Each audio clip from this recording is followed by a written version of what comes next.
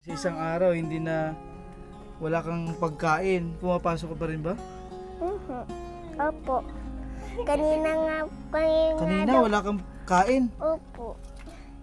Wala ka Wala namang pong baon. kain. Wala ka rin baon. Opo. Yung sitwasyon nila dito.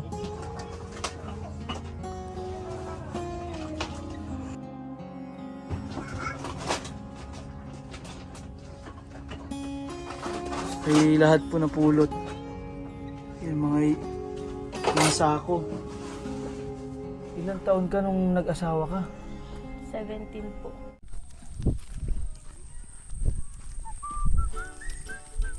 Kamustahin natin sila, ang mga bata.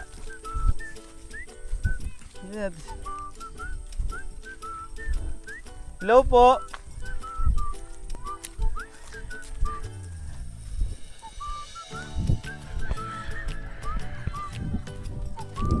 Kumusta po kayo?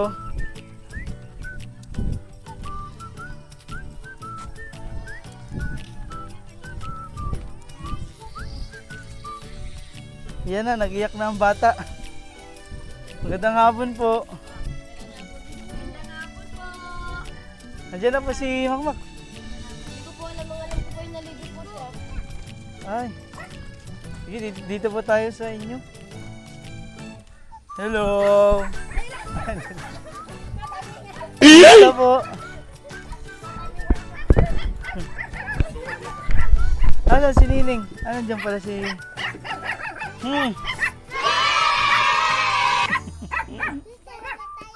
Yan, si Tutoy po ay nangangalakal na rin. Ilan taon po ito? 2 years old. Naku, naghahanap buhay na.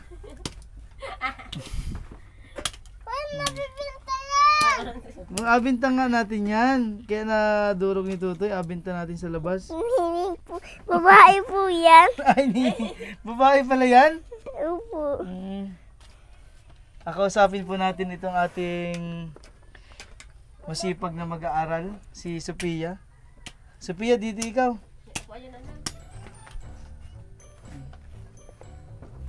Ito pala babae po. Ito lalaki. Ito lalaki din. Ay. Babae pala. Alam ko babae, lalaki. Kamusta pag-aaral, Sophia? Okay lang po. Yung mga teacher, ano sabi ng teacher mo? Napanood ba yung video natin? Sabi mali yung check niya? Pinakita mo sa amin, dapat perfect ka. Ano sabi ni teacher? Inayos na. Perfect ka na daw. Hindi mo na nireklamo? Hindi po. Para mas mataas ang grades mo noon, sayang. Kailan ang graduation po nila? Ng mga bata? Yung recognition pala, recognition sa school. Wala pa po update eh. Wala pa. Hanggang kailan po ba? Kailan pasok niyo? pa po siya. Saan ka sumasakay pag papasok ng school? Tricycle. Kanino daw? May pamasahe? Hindi po doon po sa tindahan. Nakikisabay ka lang? Ano ang pangarap ni Sophia? Teacher. Maging teacher. Opo. Paano pala pag kunwari sa isang araw hindi na wala kang pagkain, pumapasok ka pa rin ba? Opo. Kanina Kanina daw- wala kang kain? Opo. Wala ka Wala namang pong baon. kain? Wala ka rin baon? Opo. Hindi ba sumasakit yung tiyan mo pag pumapasok ka sa school nyo? Hindi po. Sarili lang po niya yung inaasikaso niya. Nakakusap po siya na pagising niya po Siya na po nag-aitindi ng sarili niya po. sarili niya para Na, pumasok. Nangihingi lang po siya ng baon sa tatay niya. Ba't kanina hindi ka binigyan ng baon? Wala pong pera. Naku, walang kita si papa mo? Opo. Magkano kinita kahapon? Wala ding... Wala kayong kalakal? Walang kalakal si papa mo kahapon? Ka na nanghihingi sa classmate mo. Sila po nga po nanghingi sa akin. Marami nang ikaw nabigyan sa school? Marami ka nang tinulungan. Ikaw naman tumutulong ngayon. Opo. May dala po kami dito. ito po ay galing sa ating mabuting sponsor.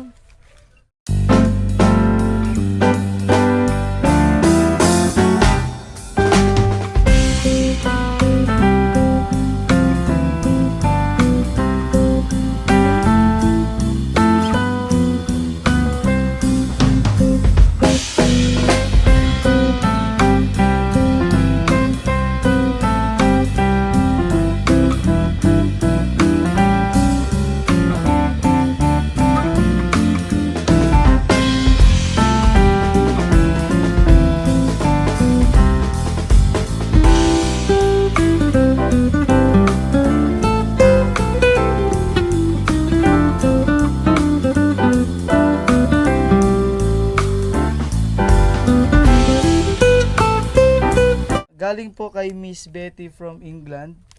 Para po ito sa pagpapatahi ng uniform po. Uniform ni Sophia. Ito po ang naman po ay 2K, 2,000 po para sa bata. Makapagpagawa ng uniform para sa panibagong pasukan po, ano? Ito na yun, para sa iyan. Pagbutihin ng pag-aaral, ha? Apo. Ano ka bala pagka tanghali, uwian? Saan ka sumasakay? Doon po ulit. Sa Nakikisabay ka lang ulit. Opo. Bali yung mga kasabay po doon, pinsan mo? Pagpasok, Apo. pagbutihin pag-aaral, ha?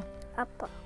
Para sa iyong kinabukasan, maswerte tayo at may mga mabait na sponsor na tumutulong po sa atin.